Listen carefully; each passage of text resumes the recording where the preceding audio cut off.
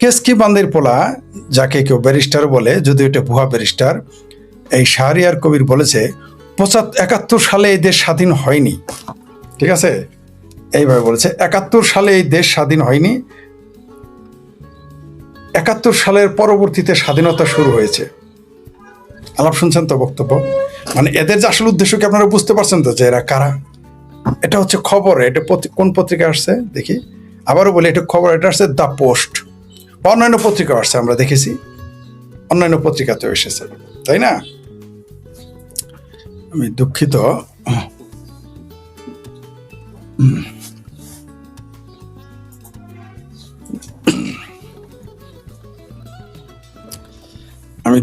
যে একটু সমস্যা, বললাম তো আমি টেকনিক্যাল কাজে দুর্বল, তাই আপনারা বুঝতে পারছেন যে এরকম হচ্ছে। হ্যাঁ,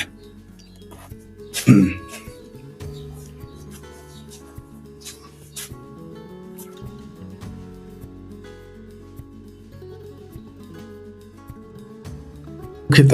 যাই হোক, এই খবরটা আপনারা পড়েছেন, তাই এটা আমরা শিরোনামে আনলাম। তো কেসকি বান্দির পোলাদের চিনে রাখবেন, এরা কারা। 71-এ আপনি যে কোনো দল করতে পারেন, 71-কে যারা অস্বীকার করবে তাদের আমরা রাজনৈতিক দল মনে করি না, আমরা তাদের দেশদ্রোহী মনে করি। আলোচনা ছোটখাটো আমরা আছে। তারপরে কি আছে দেখি, আজকের আর কি কি খবর আছে আমরা দেখি। বহুবিধ খবর আছে।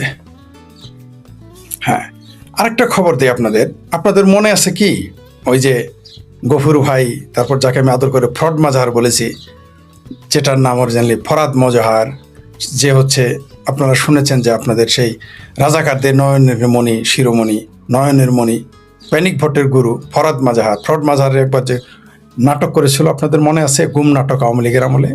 কি নাটক? গুম নাটক। কেন? তার প্রেমিকা নিয়ে তিনি একটু ওই যে মামুনুলের মতো একটু 501-এ লটরপটর করার মতো ঘটনা ঘটিয়েছিল। তারপর সে আওয়ামী লীগের নাটক করে এবং সেই নাটক ধারা করে। সেম একটা নাটক ঘটিয়েছে ছাত্র শিবিরের সম্ভবত আন্তর্জাতিক বিষয়ক সম্পাদক। ছাত্র শিবিরের সবটা আটকাউলি থাকে, তো কি করেছে তারা জানেন? এটা সংসদ পর্যন্ত, শুধু জাতীয় পত্রিকায় আসে নাই। প্রথমে তারা নাটক করলো যে শিবিরের এই সহসম্পাদক গুম হয়ে গেছে। তারা এটাকে প্রথমে আওয়ামী লীগের উপরে চাপিয়ে দিত, তারপরে ভারতের উপরে। পারে নাই, তাদের সেই সম্পাদক বের হয়ে এসেছে।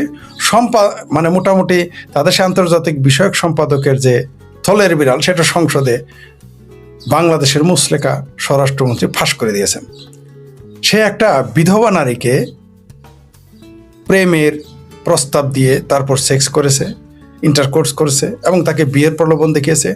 তাকে তার পেটে বাচ্চা হয়েছিল, যেটা আলী রিয়াজের একটা ঘটনার আগে শুনেছিলেন। যাই হোক, সেটা পরে আসি।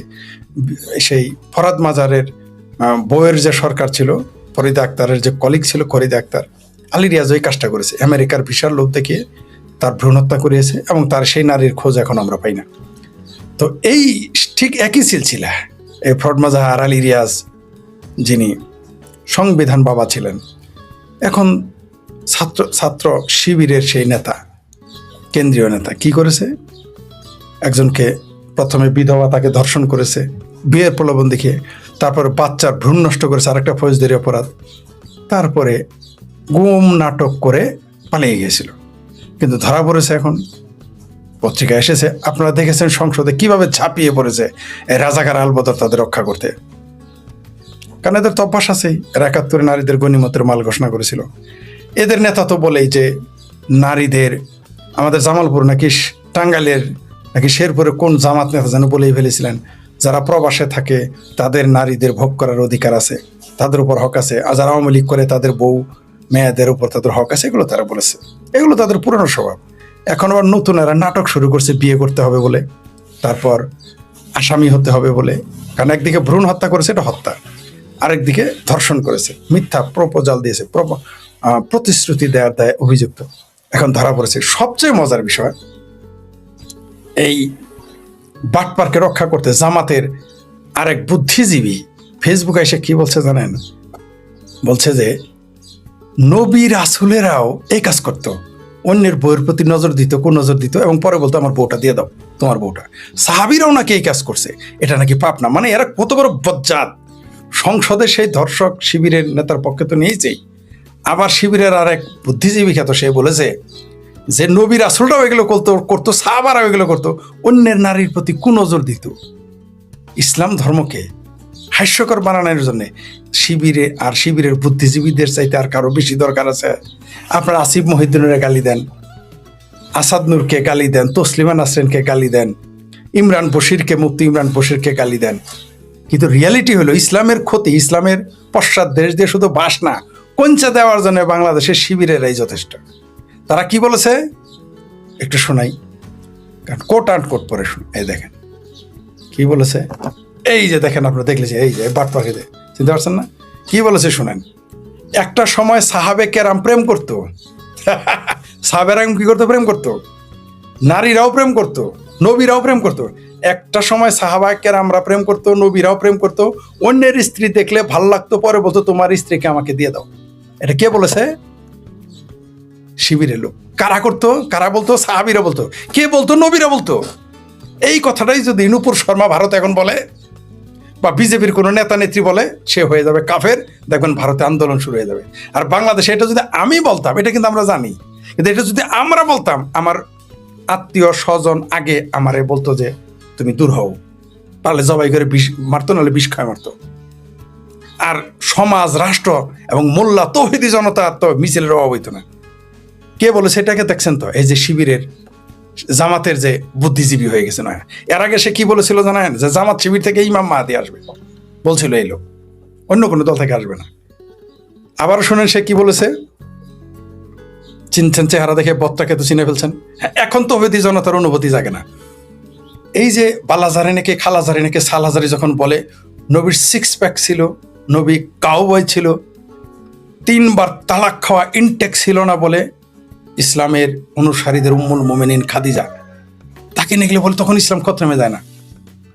এরা যখন বলে নবী প্রেম করতো, অন্যের বউরে খুঁজতো, অন্যের বউরে বলতো আমারে দিয়ে দাও। সাহাবারাও প্রেম করতো, অন্যের বউরে বলতো আমারে দিয়ে দাও। কোন সাহাবা? যে সাহাবাকে আল্লাহ বলেছে তাদের একজনকে যদি তুমি আদর্শ হিসেবে নাও, তুমি চালায় ভেস্তে চলে যাবা। সেই সাহাবার নাকি প্রেম করতো আরেকজনের বউয়ের জন্য। তাহলে কি এই জন্যই এত বোরকা মোরকা লাগানো? অন্যের বউ, চিন্তা, অন্যের কন্যা না, বোন না, খালা না, ভাগ্নি না, অন্যের বউ দেখলেও বলতো যে বউটা। তাহলে চরিত্রটা সাহাবাদের কিরকম ছিল এখন তো বুঝতে পারছেন। এই যে সাহাবা এবং নবীদের যে চরিত্র খারাপ ছিল, এটাকে আমি বলেছি না। কে বলেছে? এই যে শিবিরের ভদ্রলোক, শিবিরের বুদ্ধিজীবী বলেছে। আমি জানি এই কথা বলার পর আমার গালাগালি শুরু করবো, আমার এই গালি দিবে, বাইরে কিছু বলবে না, বুঝতে পারছেন? যাই হোক, তারপরে এবার আসি, দেখি আরো কি কি খবর আছে আমাদের দেশে, একটু দেখি। আরো মজার বিষয়, শিবিরের আরেক বিরাট বুদ্ধিজীবী মির্জা গালিব নাকি কি, ভিরজা গালিব নাকি কি যেন, গালিব নাকি পালিব, ওই খালেদ মহিউদ্দিনের গিয়ে বলছে, খালেদ মহিউদ্দিনের ঠিকানায় বলছে যে ইরান যুদ্ধে বিবৃতিতে আমেরিকার নাম উল্লেখ করে নাই। কে? জামাত। এই প্রশ্ন করলেই তখন চেলায় এদিকে গেছে ওইদিকে গেছে। দেশি খবর বলতেছি, বিদেশি খবর পরে আসতেছে, আপনাদের জন্য অনেক সুন্দর সুন্দর জিনিস অপেক্ষা করতেছে। আমেরিকার নাম উল্লেখ করতে ভয় পেয়ে গেছে। বুঝতে পারছেন? এই হলো জামাত। আমেরিকা তার ভাসুরের নাম নিতে ভয় পায়। ইরানে যে হামলা করেছে আমেরিকা, ইসরায়েলের কোন আমেরিকার নাম নেয় না। কারণ কি? কারণ আমেরিকার আব্বাই তো তাকে ক্ষমতায় বসিয়েছে। এখন বলবেন সে তো বিরোধী দলে ক্ষমতায় বসে। জি না, বাংলাদেশে কোনো বিরোধী দল নাই, বাংলাদেশে কোনো স্বতন্ত্র এমপি নাই, বা কোনো দল, সবই সরকারি বিরোধী দল, আর সবই সরকারি দল। এরা সবাই তারাই মামুরা আর খালুরা, ঠিক আছে, মামু খালু চাচা জাটারাই, এরা নিজেরাই। বাংলাদেশ পৃথিবীর একমাত্র দেশ যেখানে কোনো বেসরকারি দল নাই, স্বতন্ত্র নেই, সব তারাই। কি বলেছে? এখানে আমেরিকার নাম নিতে ভয় পেয়ে গেছে। ঠিক যেমন উইঘুর মুসলমানদের অত্যাচার করলে তাদের নাম নিতে ভয় পায়, চায়নার নাম নিতে ভয় পায়, তেমনি এখন আমেরিকা ইরানে হামলা করছে, নামটা নিতে ভয় পাইছে। খালেদ মহিউদ্দিনের ঠিকানায় যখন তাকে ছাই দিয়ে ধরছে, সে তখন গোসই মাছের মতো চেলায় এরকম বাড়াই যাওয়াইতেছে। কিন্তু পাবলিক তো জামাতের এই ভণ্ডামি বুঝে। আমি বারবার উদাহরণ দিই, সিংকু বামদের আব্বা কি আব্বা? ডক্টর সিরাজুল ইসলাম চৌধুরী, এমেরিটাস অধ্যাপক। তিনি বলেছিলেন মৌলবাদ আর সাম্রাজ্যবাদ পরস্পরের বন্ধু। মিল পেয়েছেন তো? এই জামাত এখন তার আব্বা আমেরিকার নাম নিতে ভয় পায়। কেন নিবে? কারণ 71-এ তো আমেরিকা তার পক্ষে ছিল, তার পেয়ারা পাকিস্তানের বইতে তো যাবে না। তাহলে জামাতের যে ইসলাম প্রেম, এটা যে একটা ভণ্ডামি, আর কত আপনাদের বোঝাবো। জি, আবার আসে এইবার দেখি আর কি কি আছে আজকে। আপনাদের মনে আছে তো এই শিবিরের নেতা কি বল, শিবিরের বুদ্ধিজীবী কি বলছে জামাতের? একটা সময় সাহাবে কেরাম প্রেম করতো, নবীরাও প্রেম করতো, অন্যের স্ত্রী দেখলে ভাল লাগতো, পরে বলতো তোমার স্ত্রীকে দিয়ে দাও, আমাকে দিয়ে দাও। আচ্ছা, এখন যদি কেউ কাউকে বলে তোমার স্ত্রী ভাল লাগছে আমার দিয়ে দাও, তারে মানুষ কত নম্বর ইতর মনে করবে, কত নম্বর অসভ্য লম্পট মনে করবে? তাহলে সাহাবী আর নবীদের কিরকম লম্পট বানায় ছাড়লো, আমি বলার জন্য জানি গালি দিবে। জি, তারপরে আরো দেখি। হ্যাঁ, তারপরে আবার সেই শিবিরের নেতা আবার কি বলেছিল জানেন? বলেছিল আমি শয়তানের ধোকায় পড়েছিলাম, এরা শয়তানের ধোকায় পড়ে ভ্রূণ হত্যা করায়, এরা শয়তানের ধোকায় পড়ে ধর্ষণ করে, এরা শয়তানের ধোকায় পড়ে বিয়ের প্রলোভন দেয়, এরা শয়তানের ধোকায় পড়ে বাচ্চা বলাৎকার করে, তালেব ইলম বলাৎকার করে, এরা সব শয়তানের ধোকায় পড়ে। যখন ধরা পড়ে তখন শয়তানের ধোকা। আর এই দেশের মানুষগুলো কত বড় স্টুপিড, এটা আবার তখন মেনে নেয়। ঠিক আছে, শয়তানের ধোকা, আকাম করলে সব শয়তানের ধোকা। ঠিক আছে, শয়তানের ধোকায় পড়ে তো লস করো না তুমি। তারপরে দেখি আর কি কি আছে। আপনারা একটা খবর শুনেছেন আজকে দেশে, খুলনায় ফজর নামাজের সময় অস্ত্র নিয়ে মসজিদে ঢুকে মুসল্লিদের গুলি। আলহামদুলিল্লাহ বলবেন না, নাকি সুবহানাল্লাহ বলবেন, নাকি ইন্নালিল্লাহ বলবেন? এই যে আমি আপনাদের বলেছি যে বাংলাদেশটা ধীরে ধীরে পাকিস্তান আফগানিস্তান হয়ে যাবে, মিল পেয়েছেন তো? আপনারা কেউ কোনোদিন কল্পনা করেছেন যে মসজিদে গিয়ে ফজর নামাজের সময় গুলি করবে? সেই জন্যই বলি, নগরে আগুন লাগলে দেবালয় রক্ষা পাবে না। আপনি মসজিদকে রক্ষা করতে চাইতেছেন, সেই মসজিদে গুলি। আজকে যদি এটা ভারতে হইতো, হাইরে চেঁচামেচি হইতো। মন্দির ভাঙেন, প্রতিমা ভাঙেন, এখন দেখছেন নিজের উপরেই আপনার বিলাই আপনার এই খামসাবে, এটাই স্বাভাবিক। আপনারা বছরের পর বছর মন্দির ভাঙবেন আর প্রতিমা ভাঙবেন, মূর্তি ভাঙবেন, এখন আপনাদের বিলাই আপনাদের উপরে। এই বাংলাদেশ বলেছি তো পাকিস্তানের মতো, আশেপাশে বালুর ট্যাঙ্কার বসায় বস্তার দিয়ে ব্যাংকার বানায় সেটা পাহারা দিতে হবে পাকিস্তানের মতো। ইসলাম এরকমই হয়ে থাকে, মানে বাংলাদেশের পাকিস্তান ইসলামের কথা বলি নাই।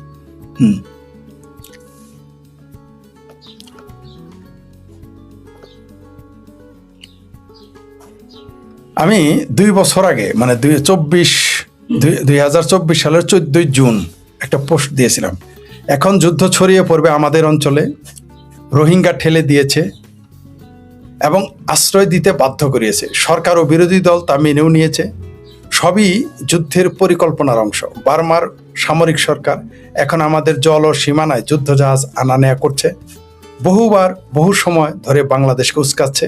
উস্কানিতে কাজ না হয় এখন মনে হয় পায়ে পাড়া দিয়ে ঝগড়া বাঁধাবে বার্মা। কলকাঠি কয়েক জায়গা থেকে নাড়ানো হয়েছে, নইলে বার্মা এত সাহস পেত না। বাংলাদেশ যুদ্ধ না চাইলেও বার্মা বোধ হয় আমাদের যুদ্ধ না করিয়ে ছাড়বে না। সেন্ট মার্টিন নিয়ে যে একটা ষড়যন্ত্র হচ্ছে তা এখন পরিষ্কার। কত সালে বলেছিলাম? 2024 সালের 14 জুন, মানে এই সরকার, আওয়ামী লীগ সরকার উচ্ছেদের আগেই। জি, জি। তারপরে দেখি,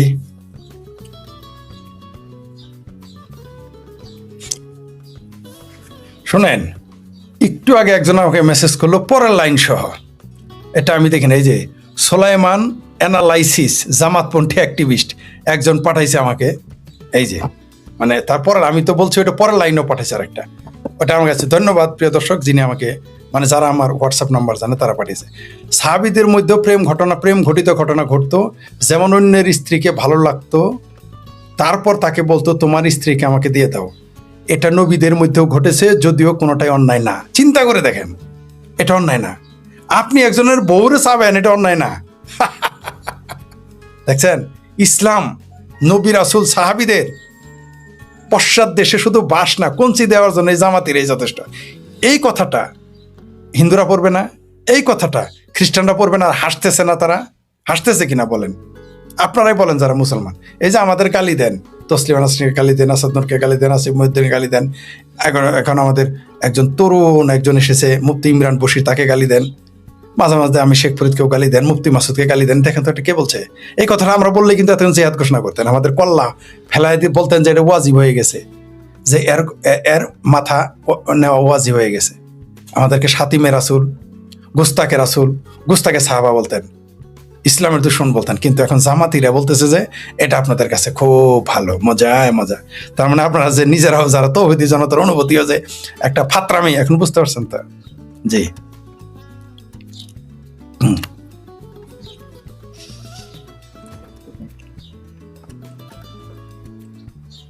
একটা খবর দেই, ভারতে এই পশ্চিমবঙ্গে একটা বিদেশের একটু খবর নিয়ে আসি। পশ্চিমবঙ্গে এই বিজেপি সরকার ক্ষমতায় আসার পরে তারা 5 টাকায় ভাত খাওয়াচ্ছে, 1 প্লেট ভাত 5 টাকা। গরিব মানুষদের জন্য খুব ভালো হয়েছে এটা, এই যে এটা করেছে, ঠিক আছে? 5 টাকা, চেহারা দেখলেই বোঝা যায় এরা কত অসহায়। এই যে মানুষের জন্য 5 টাকা 1 প্লেট ভাত, এটা বিজেপির খুব ভালো কাজ। শুভেন্দু অধিকারীর সরকারের, রাজ্য সরকার খুব ভালো কাজ করেছে। কারণ যারা ক্ষুধার্থ তাদের জন্য যেটা কত উপকার। এখানে কিন্তু অধিকাংশই মুসলমান যারা এটা খাচ্ছে। সেই জন্য আমি বলছি না যে মুসলমানদের খাওয়ার নয়, বলছি না। খাদ্য পৃথিবীর ক্ষুধা, পৃথিবীর সব মানুষের, হিন্দু, মুসলিম, বৌদ্ধ, খ্রিস্টান, পার্সি, জৈন, শিখ, ইহুদি, নাস্তিক, আস্তিক, ধনী গরিব, সবার ক্ষুধার বেদনা এক। এটা বিজেপি রাজ্য সরকার খুব চমৎকার।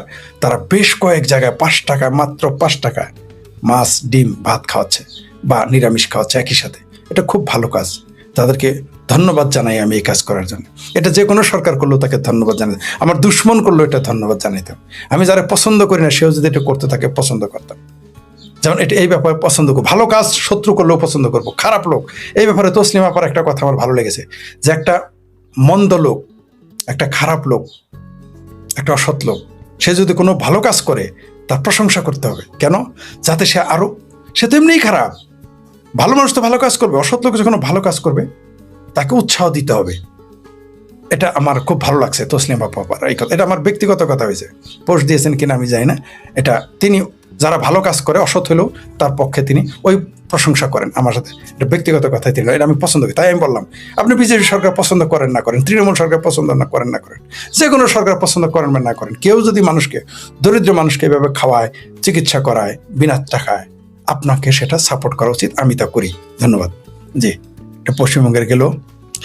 আরেকটা, আপনারা ইদানিং আমাদের দেশের একটা খবর, যে নেত্রকোনার 1 আসনের ইসলামী আন্দোলনের সাবেক এমপি প্রার্থী মাওলানা সোহাগ বাংলাদেশ আওয়ামী লীগে যোগ দিয়েছেন। দুধে নাকি গোসল করেছেন, এরকম শুনেছি। কি বুঝলেন? আমি জানি না এটা তাদের আলতাকিয়া কিনা, ভণ্ডামি কিনা, কিন্তু তিনি তো ঘোষণা তো দিয়েছেন যে তিনি এখন আওয়ামী লীগকে পছন্দ করেন, আওয়ামী লীগকে ভোট দেবেন। শুধু তাই না, আজকে এক রিক্সাওয়ালা নাকি কাকে যেন বলতে শুনলাম যে যদি আল্লাহ শেখ হাসিনাকে নিয়ে আসে তিনি 1000 টাকা মসজিদে দান করবেন। শুনেছেন তো আপনারা? 1000 টাকা একটা রিক্সাওয়ালা যখন বলে আমি 1000 টাকা, মানে তার ওইটা সাধ্যের বাইরে। যেমন আমি যদি এখন বলি 1 কোটি টাকা দিব, এটা আমার সাধ্যের বাইরে। ওর জন্য 1000 টাকা অনেক কষ্ট, বা আমার জন্য 1 লাখ টাকা দিব, এটা আমার জন্য অনেক কষ্টের বেদনা। এত টাকা ওর কাছে 1000 টাকা এরকম। তাই বলছে আমি 1000 টাকা দান করবো। একজন রিক্সাওয়ালা বলছে, কেন? যে শেখ হাসিনা যদি বাংলাদেশে আসে, উনি বলছে আল্লাহ যদি শেখ হাসিনা আনে তাহলে 1000 টাকা দান করবে। বুঝতে পারছেন তো? আপনাদের বলছি না সারা বাংলাদেশে শেখ হাসিনাকে, আওয়ামী লীগকে কেন মানুষ চায় জানেন? অর্থনৈতিক কারণে। আইন শৃঙ্খলার অবনতি হয়ে গেছে, সেই জন্য শেখ হাসিনাকে চায়। এই দেশে অর্থনীতি ধ্বংস হয়ে গেছে, মানুষের পেটে ভাত নাই, তাই বলতেছে। শেখ হাসিনার জন্য দোয়া করতেছে এখন। আশা করি আমার বক্তব্য আপনারা শুনতে পাচ্ছেন স্পষ্ট। যদি না শুনতে পারেন দয়া করে মেসেজ দিবেন, শুনতে না পারলে। আবার বলছি, আমরা আগামী অক্টোবর মাসের 1 তারিখ থেকে প্রফেশনালি আমরা আসব। আমরা দেশ বিদেশের খবর এবং আলোচনার সমালোচনা এই শিরোনামেই রাখবো।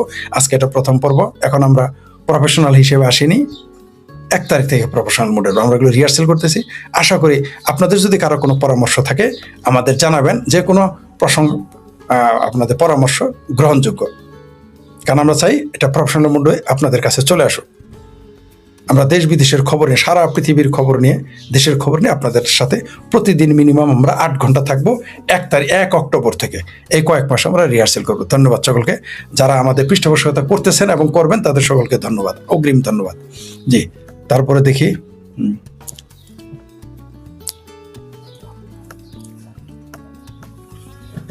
এইবার একটা কথা বলি। আপনারা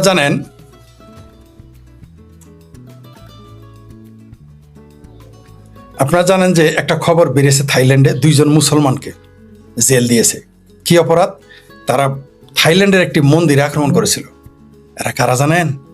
সবচেয়ে নির্যাতিত মুসলমান, উইঘুর মুসলমান। মানে বুঝতে পারছেন তো, মুসলমান যে এইখানে যাবে ঝামেলা করবেই। আচ্ছা, এই যে থাইল্যান্ডে গিয়ে এই উইঘুর মুসলমান মন্দিরে হামলা করেছিল, তার জন্য তাদের শাস্তি দিয়ে দিয়েছে, ঠিক আছে? আপনি এটা ভাবতে পারেন? থাইল্যান্ডে মন্দিরে হামলা করছে কারা? সবচাইতে নির্যাতিত মুসলমান, উইঘুর মুসলমান, যাদের পক্ষে আমি বলি আহারে কত তারা বিপদে আছে। এটা গতকালকে পরশু দিনের নিউজ, তাদের জেল হয়ে গেছে। এই যে নিয়ে যাচ্ছে, মানে মুসলমান যেখানে যাবে ঝামেলা বাঁধাবেই। এরা ইসলামকে কলঙ্কিত করবে, এরা মুসলমানকে কলঙ্কিত করবে, এরা নিজের সম্প্রদায়কে কলঙ্কিত করবে, দেশকে কলঙ্কিত করবেই। নিশ্চয়ই থাইল্যান্ডে তো কোনো সময় মুসলমান নির্যাতন হয় না, ওইখানে কেন করলো এটা? ওইখানে তো বিজেপি নাই, বজরং দল নাই, ওইখানে তো ইসরায়েল নাই। আরো মজার বিষয়, এই থাইল্যান্ড আর কম্বোডিয়া কিন্তু শিব মন্দির নিয়ে ফাইট হয়েছে। অদ্ভুত ব্যাপার না? থাইল্যান্ডে যুদ্ধ হয়েছে মন্দিরের মালিকানা নিয়ে। যাই হোক, সেটা অন্য বিষয়। তাহলে মুসলমান, এই যে থাইল্যান্ডের ঘটনা, মানে মুসলমান পৃথিবীর যেখানেই যাক সবচেয়ে ভালো মুসলমান। কয় যে জামালপুরের মধ্যে না সবচেয়ে ফরিদ হলে সবচেয়ে ভালো ছেলে, তাই নাকি? কয় কিন্তু ফরিদ তো গাছের উপরে উঠে আমাদের শরীরে মুইতে দিছে, আমরা যখন রাস্তায় যাই কই তো সবচেয়ে ভালো। মানে জামালপুর জেলার সবচেয়ে ভালো যে ছেলে, সেও কেউ যদি রাস্তাতে যায় গাছের উপর দিয়ে মুইতে দেয়। তো সবচেয়ে নির্যাতিত, নিপীড়িত, অসহায় মুসলমান হলো উইঘুর মুসলমান। সেই মুসলমান উইঘুরও যখন থাইল্যান্ডে আসে, সে গাছে উঠে মুতে। মানে ভালো মুসলমানের এই হাল হইলে খারাপ মুসলমান পৃথিবীর জন্য কত বিপজ্জনক এখন আপনারা বুঝে নেন। এর জন্য দায়ী কে? খোদ মুসলমান। নবী রাসূলকে চরিত্রহীনকে প্রমাণ করলো বাংলাদেশের মুসলমান। ইসলামকে কলঙ্কিত করলো কে? মুসলমানকে কাঠগড়ায় দাঁড় করালো কে? উইঘুর মুসলমান।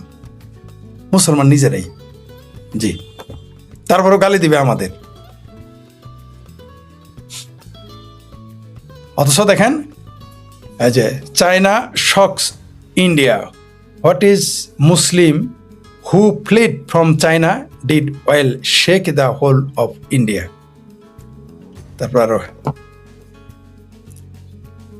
হ্যাঁ, Hong Kong free press HKPF news করেছে। হংকং ফ্রি প্রেস HKFP লিখেছে, 2 Chinese Uighur men were sentence to death, এদের মৃত্যুদণ্ড দিয়েছে Thursday for carrying out 2015 attack on Bangkok shrine that kill 20 people. চিন্তা করে দেখেন, আমি তো একটু ভিতরে দেখি না, আমি তো ইন্ডিয়ার নিউজ পড়তেছি।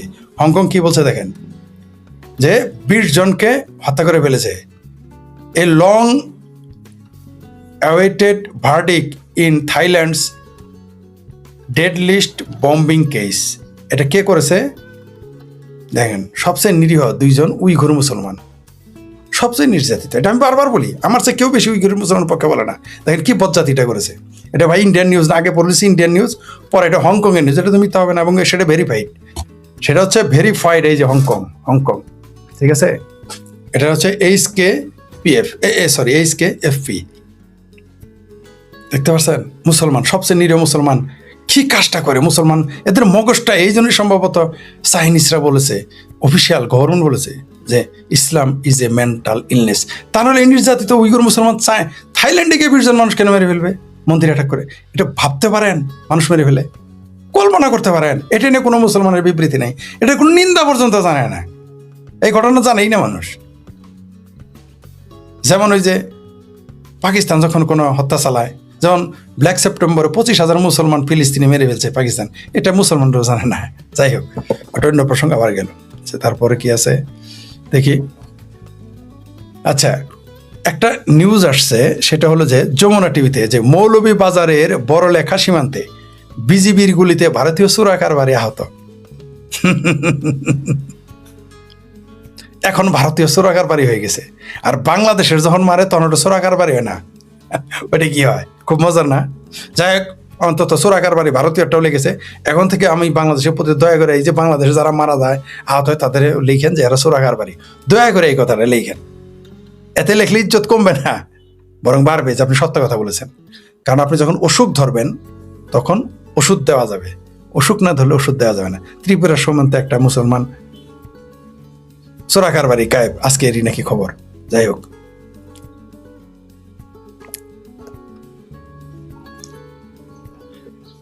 আপনারা একটা খবর পড়েছেন, বাংলা ট্রিবিউনে এসেছে, আস্ত মোবাইল টাওয়ার উধাও, সঙ্গে থাকা 15 কেভিএস জেনারেটর ও টেলিকম সরঞ্জাম সহ চোরেরা হাওয়া করে দিয়েছে। এটা একটা অদ্ভুত ব্যাপার। এটা আসছে বাংলা ট্রিবিউনে। আমাদের এলাকায় সরিষাবাড়িতে ঘটেছিল। আমার এক বন্ধুর বাসার পাশে ছিল কি বলে ট্রান্সফরমার ছিল, ট্রান্সফরমার 33,000 ভোল্টেজ, ট্রান্সফরমার খুলে এনে চলে গেছে। এই হলো চোর। বাবারে বাবা, চিন্তা করতে পারেন 33,000 ভোল্টেজের ট্রান্সফরমার খুলে নিয়ে রানিং, তাও আবার অফ দ্য অফিসের সামনে। আমাদের সরিষাবাড়ির অফ দ্য অফিসের সামনে আমার বন্ধুর বাসা, সেই বন্ধুর পাশে মানে অফ দ্য অফিসের সামনেই আমার বন্ধুর বাসা, সেইখান থেকেই গায়েব, ট্রান্সফরমার গায়েব। চলমান ট্রান্সফরমার তুলে নিয়ে চলে খুলে নিয়ে চলে গেছে।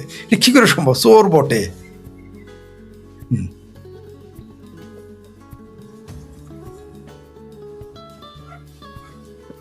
তারপর দেখি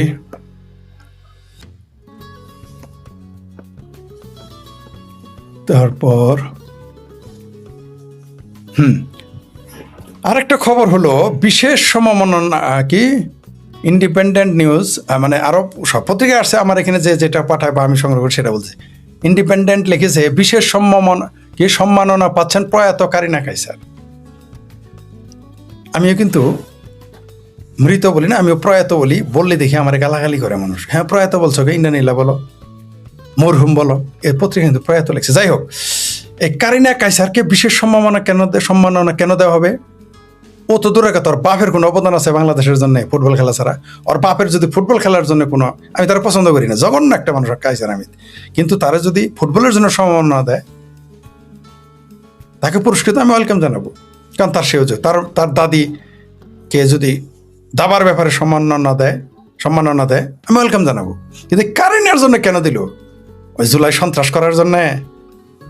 এটা সেই কারিনা যার বাবা তার কবরে পাকিস্তানের পতাকা দিয়ে ঢেকে রেখেছে। কল্পনা করতে পারেন কত অসভ্য, কত ইতর।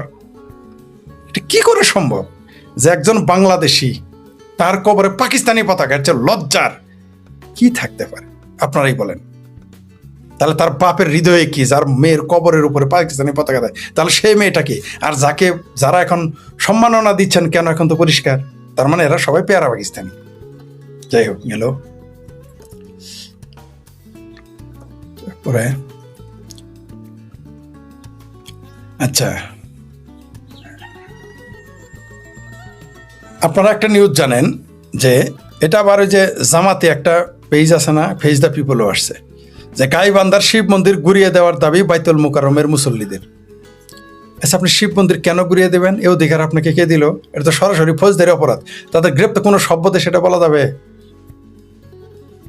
আচ্ছা, এখন যদি এই কথাটাই ভারতের মুসলমান বলে, ভারতের হিন্দুরা বলে যে দেওবন্দ মাদ্রাসা ঘুরিয়ে দাও, এরা তো সিকরা সিকরি করবে। এরা যদি বলে দিল্লির জামা মসজিদ ঘুরাই দাও, এরাই সিকরা সিকরি করবে। মানে এদের চিন্তা চেতনাটা দেখতেছেন তো? মানে এখানে আপনি বাংলাদেশের নাগরিক যারা সনাতনী, তাদের শিব মন্দির আপনি ঘুরিয়ে দেবেন কোন আইনে? এদের বিরুদ্ধে কেন অ্যাকশন হলো না?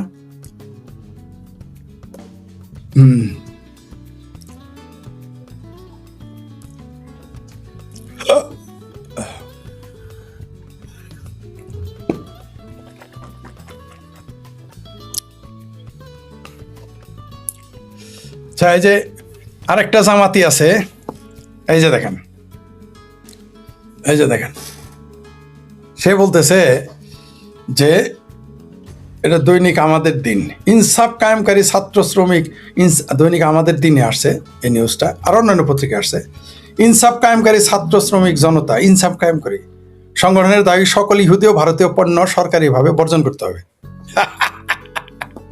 এই মূর্খগুলিতে গণ্ড মূর্খ, গো মূর্খ বলা যাবে না, আসলে গণ্ড মূর্খ বলতে হবে। গো মূর্খ বলতে আমি রেজি না, কারণ গরু মূর্খ না, এরা হলো গণ্ড মূর্খ। মৌলবীদের দেখছেন তো চিন্তা, যে ইহুদি ও ভারতীয় পণ্য সরকারিভাবে বর্জন করতে হবে। তুই কর না বর্জন। আচ্ছা, তুই আগে শুরু কর নিজেরাই। যারা এগুলো বলে তারা নিজেরা আগে, আচ্ছা আমি তো কিনি না, আমি তো পাকিস্তানি, আমাকে তো কেউ বলে নাই তুমি পাকিস্তানি পণ্য কিনো না। আমার পাকিস্তানি পণ্য যদি মাগ নাও দেয়, একটা না দুইটা না 100 আমি নেই না। টাকা দেয় কিনা তো দূরের কথা, আমি তো নেই না। আমি কি বলেছি তুমি ভারতীয় পণ্য কিনো না, তুমি ইসরায়েলি পণ্য কিনো না? ফেসবুকে আইসা যদি বলো, ফেসবুকে পোস্ট দিয়ে যদি বলে ইহুদি পণ্য বর্জন করতে, ফেসবুকে তো ইহুদি পণ্য। যে ইমেল গুগল ব্যবহার করো সেটা কোন পণ্য? ওষুধ ইসরায়েলি পণ্য, বাদ দাও, পরিত্যাগ করো, তোমার তো ওষুধ দরকার নাই, তোমাদের তো ফতোয়া আছে, ফু দিবা, আইতুল কুরসি পরে পানি খাও, না করছে কে? তুমি বর্জন করো, সরকারিভাবে বর্জন করতে বলো, তুমি নিজে আগে বর্জন। তোমার কাপড়ের কেমিক্যালটা কই থেকে আসছে? ভারতের পেঁয়াজ খাও না, দেখি ভারতের পেঁয়াজ ছাড়া বাংলাদেশ চলে কিনা। ইহুদি পণ্য বর্জন করো না, দেখি চলতে পারো কিনা। ইহুদি পণ্য বর্জন করলে আর ভারতীয় পণ্য বর্জন করলে বাংলাদেশের মানুষ পেটে ভাত যাবে, কারো পেটেই তো ভাত যাবে না। এই দেশে মানুষ টিকাই তো নিয়ে রাখছে ইন্ডিয়ান টিকা, এগুলো মনে আছে? ইন্ডিয়ান টিকা যে নিছে করোনার সময়। মানে এই সমস্ত মানে গণ্ডমূর্খ আমরা বাংলাদেশে পয়দা করি। শুধু মৌলবিদে দুই সালাম না, এরকম গণ্ডমূর্খ কোটটায় এলাও আছে, দাড়ি ছাড়াও আছে, টুপি ছাড়াও আছে। খালি এদের গণ্ডমূর্খ হয় না, এদেশে অনেক গণ্ডমূর্খ। একটা কর্নেল আছে, বলছে যে কি হাসিনো নাকি ফাসিনো, একটা পেয়ারা পাকিস্তানি, বলছে ভারতীয় পণ্য বর্জন করে দেখ না বে, ভারতীয় পণ্য বর্জন বলিস কেন? বর্জন করে দেখা, কিনিস না বাজারে গিয়ে, দোকানে গিয়ে পণ্য কিনিস না। তোর কি জোর করে দেয়, মাগনা দেয়? তুই কিনিস না, দেখি থাকতে পারস কিনা ভারতীয় পণ্য ছাড়া। ভারতীয় ইন্ডিয়ান ট্রাকের মধ্যে উঠিস, বাসে উঠিস না, ইন্ডিয়ান বাসে। ইন্ডিয়ান মোটরসাইকেল কিনিস না, দেখি চলতে পারস কিনা। এই কথা বললে বলবে আমি ভারতের দালাল। আচ্ছা, যাই হোক, তারপর আসি। এই যে আরেক মৌলবী দেখেন, মানে মৌলবী মানেই হলো গণ্ডমূর্খ। দেখেন ইনি বলছে ব্রাজিল, আর্জেন্টিনা, ফ্রান্স, ইতালি পতাকা ওড়ানো চলবে না। কেন? কারণ এটা ইহুদিদের, হিন্দুদের, খ্রিস্টানদের, বৌদ্ধদের, এটা তার বয়ান। অমুসলিম, ঠিক আছে, অমুসলিমদের পতাকা ওড়ানো যাবে না। এবং মুসলমানরা কোনো মুসলিম দেশকে বন্ধু মনে করতে পারে না। তাহলে পৃথিবীর কোনো দেশের সাথে চলো না, আমেরিকার গোলামি করো কেন? মুরদে কোলায় না তোমার আব্বা জামাতিদের আমেরিকা ইরানে হামলা করছে, আমেরিকার শব্দ চয়ন করতে। এরা পতাকা খুব খারাপ এদের কাছে। এদের শুধু পাকিস্তানের পতাকাটাই ভালো লাগে, আর আফগানিস্তানের, মাঝে মাঝে সৌদি আরবের পতাকা ভালো লাগে, আর কোনো পতাকা ভালো লাগে না। কিন্তু ভিসা কিন্তু America, Europe, Argentina, Brazil, France এদের ভালো লাগে। ওই ভিসা কিন্তু আবার তখন আফগানিস্তান, পাকিস্তানে বাংলা দিলেও এরা যাবে না, ঠিক আছে? ওই যে দেখেন না, মামুনুল হক আফগানিস্তানে গিয়েছিল, তার ভিসা সিল মারে নাই। কেন? জানে যে একবার আফগানিস্তানে সিল মারলে পৃথিবী তার কোনো দেশে সে যেতে পারবে না। মাইন্ড ইট, মনে রাখেন দয়া করে কথাটা কি বলছি। আফগানিস্তানে চলে গিয়েছিল আমাদের মধুপুরের পীর আর হচ্ছে এই মামুনুল হক নেতৃত্বে বেশ কয়েকজন গিয়েছিল। একজনের পাসপোর্টে আফগানিস্তানের সিল মারা নাই। কেন? দালমেকুস কালা হায়, মানে এতই ভয় যে আফগানিস্তানের সিল ওই দেশে এত ভালোবাসে, ওই দেশের ইমিগ্রেশনের সিল মারা নাই কেন পাসপোর্টে? এটা আমি বলি নাই, খোদ মামুনুল হক বলেছে। তার মানে বুঝতে পারছেন তো, তারা বিশেষ অবস্থায় গিয়েছে, বিশেষ অবস্থায় ফিরে আসছে। সিলটা দেশে গেছে কিন্তু সিল মারে নাই। কি বুঝলেন? দালমেকুস তো কালা হায়। এটা আমি ভারতকে, এবার একটু ভারতের প্রশ্ন আসতে হয়, ভারত সরকারকে বলবে, দেখেন আফগানিস্তানের জন্য জঙ্গিদের, বাংলাদেশি জঙ্গিদের, সেটা মধুপুরের হোক আর ঢাকার হোক, সেই জঙ্গিদের দুবাই থেকে পাসপোর্ট ছাড়া, ভিসা ছাড়া আফগানিস্তানে ঢুকিয়েছে। সেখান থেকে ঘুরে আবার দুবাই গিয়ে বাংলাদেশ এসেছে। কোনো দেশ কিছু, দুবাইও কিছু বলে নাই, আফগানিস্তানও কিছু বলে নাই। শিখে নেন। আর আপনারা আমাদের ভারতের ভিসা এক্সটেনশন করতে 14 বার চিন্তা করেন, মানে দেনই না।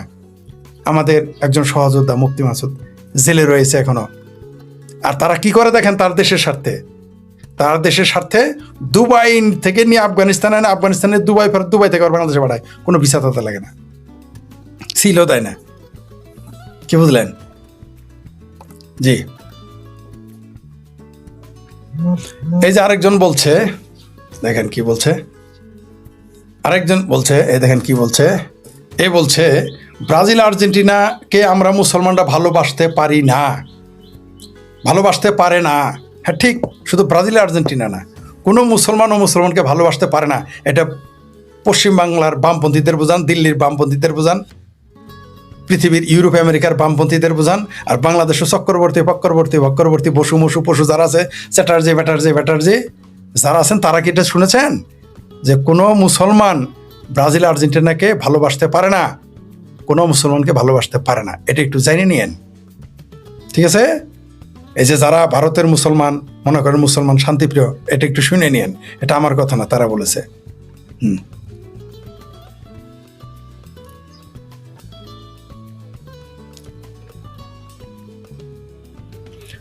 এই যে গণরিয়া অধিকার পরিষদ আমাদের বাংলাদেশে, এটা গণরিয়া অধিকার পরিষদের চেহারা দেখেন, মানে জামাতের বি টিম বলি না, এই দেখেন চেহারা দেখেন, এটা দেখে বোঝা যায় এখন রাজনৈতিক দল তো দেখা যায় জামাতের টিম। কি বলছে জানেন? মিস্টার নরেন্দ্র মোদী, বাঘের লেজ দিয়ে কাঞ্চুল খাবার চেষ্টা করবা না। গণ অধিকার পরিষদ, তারা ভারত দখল করে নিবে। এই গণরিয়া পরিষদ বলছে তারা ভারতকে দখল করে নিবে। আরেকটা খবর হলো, এই হলো বাংলাদেশের মানুষ।